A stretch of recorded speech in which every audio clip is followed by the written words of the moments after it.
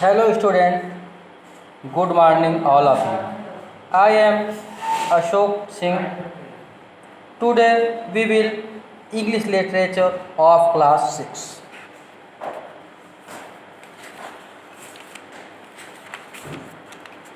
The chapter is the Indian weavers.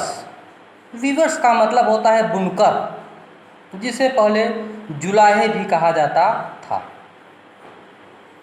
इस poem में सरोजिनी नायडू जी ने जीवन की 3 अवस्थाओं के विषय में बताया है। पहली अवस्था इंसान का जन्म, और दूसरी अवस्था उसका विवाह, और तीसरी और अंतिम अवस्था मनुष्य की मृत्यु। तो अब हम चलते हैं लाइन बाय लाइन एक्सप्लेनेशन में। Weavers weaving at break of day. Weavers मतलब होता है बुनकर, ब्रेक ऑफ डे मतलब प्रातःकाल या तड़के, और गे मतलब होता है चमकीला। गारमेंट्स मतलब कपड़े। So weavers weaving at break of day, why do you weave a garment so gay blue as the wing of halcyon वाइट्स। हाल्कन किंगफिशर का दूसरा नाम है। कवियत्री बुनकरों से सवाल करती है कि हे बुनकरों, आप इतनी जल्दी प्रातःकाल के समय ये चमकीले वस्त्र जो कि हाल्कन पक्षी की तरह नीले रंग के हैं, किसके लिए बुन रहे हो? जुलाहे उत्तर देते हैं, we weave the robes of a new born child. हम यह कपड़े नवजात शिशु के लिए बुन रहे हैं।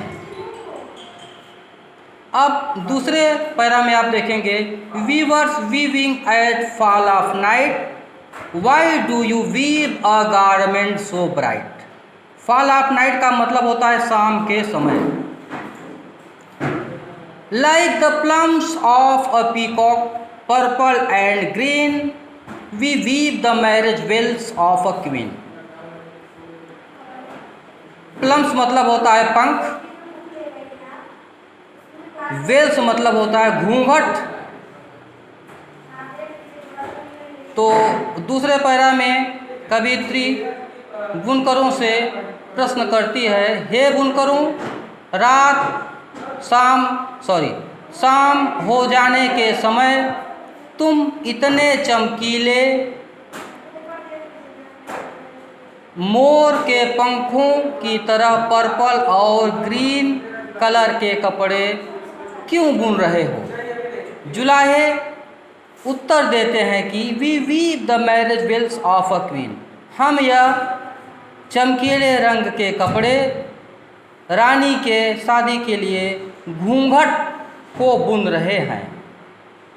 अब तीसरा पैरा और लास्ट पैरा हम देखेंगे, weavers weaving solemn and still, what do you weave in the moonlight chill, white as a feather and white as a cloud, we weave a dead man's funeral shroud.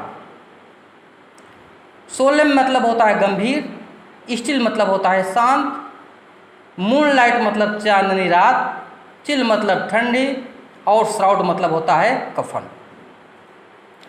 कवियत्री पुनः बुनकरों से पूछती है, हे बुनकरों, तुम इतने गंभीर और शांत रह के रात के समय, चांदनी रात में जो बहुत ठंडी है, बादलों के जैसे सफ़ेद वस्त्र किसके लिए बुन रहे हो?